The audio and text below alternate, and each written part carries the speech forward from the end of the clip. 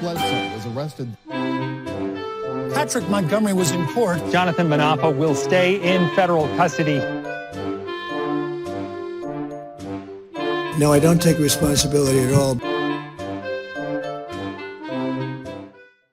Hey everyone, welcome to the show. So 46-year-old Ohio resident Joshua Coker texted a friend on January 5th, and he said if he had more family medical leave time, he was going to head to D.C. That's what he's doing with his family medical leave time off of work. The friend texted back, and he warned Coker to be safe because, quote, shit's already getting crazy. And Coker replied, can't wait. So on January 6th, Coker was seen on the Capitol grounds. He was wearing protective goggles and a face mask, like all tourists do. Coker followed the mob, and he ascended a staircase to reach the Upper West Terrace. And he stood back and he watched as Proud Boys member Dominic Pezzola, famously, as we all know, used a riot shield to smash in a Capitol window. Minutes later, Coker was seen on surveillance video. He was entering the Capitol through the Senate wing doors. So this was just like 30 seconds after they were busted open by Trump's terrorists. So he headed to the Capitol crypt first. He was part of that large mob that we've all seen on video that overwhelmed and forced their way past officers. Coker then made his way through several other areas of the building, including the third floor, where the Capitol staff were barricaded, where they were hiding in their offices. Eventually, though, Coker entered the Senate gallery, and he was in the Senate for only a couple of minutes. He exited, and then he joined the QAnon shaman and other people in those photos that we've all seen in the Ohio clock corridor. So Coker stood back, he was watching and he was listening as other people were arguing with the officers, they were threatening them. Coker did follow the police's orders, though. He did exit the building at that point. And by that time, he had been inside for approximately 40 minutes, and then he remained on the Capitol grounds after that. So Coker was arrested on July 18th of 2023, and he was charged with entering a restricted building or grounds, 2 counts of disorderly conduct, entering the Gallery of Congress, and parading or demonstrating in a Capitol building.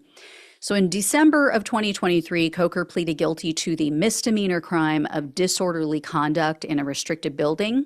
So he faced up to 1 year in prison, 1 year of probation, and $100,000 in fines. And this time, the prosecutor requested a pretty decent sentence of 7 months in prison, 1 year of probation, 60 hours of community service, and $500 in restitution. So normally in these types of misdemeanor cases, they ask for maybe 30 days, 90 days, if that. It's usually, probation, a hefty fee or something. But Coker has an extensive criminal history, so that definitely played a factor. He has 12 convictions on his record dating all the way back to 1997. Several of the convictions were for drug possession, but he also has convictions for passing worthless checks, breaking and entering, insurance fraud, forgery, trespassing, larceny, injury to real property, disorderly conduct, and possession of a firearm by a felon. And when Coker was arrested in this January 6th case, the FBI searched his home, as they always do, and they found multiple guns and ammunition, which he is not allowed to have.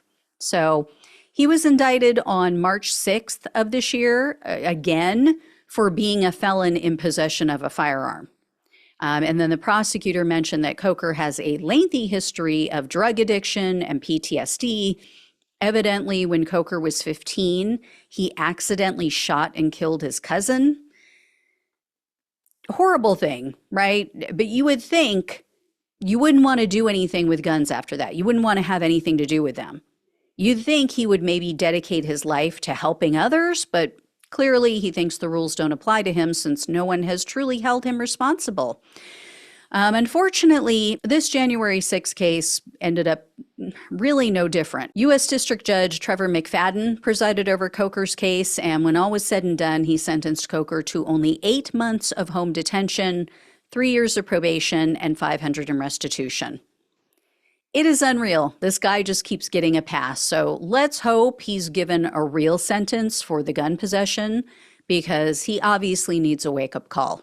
And, I was also wondering if this guy even voted in 2016 and 2020 because, again, he's a convicted felon. So, what are you doing? You didn't even vote, most likely. And you're out there getting arrested for Trump. So anyway, I'll let you know when I hear about this other case, the gun case, and if I hear any more about Coker in general. So thank you all so much for watching and listening. Please like, share, and subscribe. Please donate if you can. Love you all. Take care. Talk with you soon.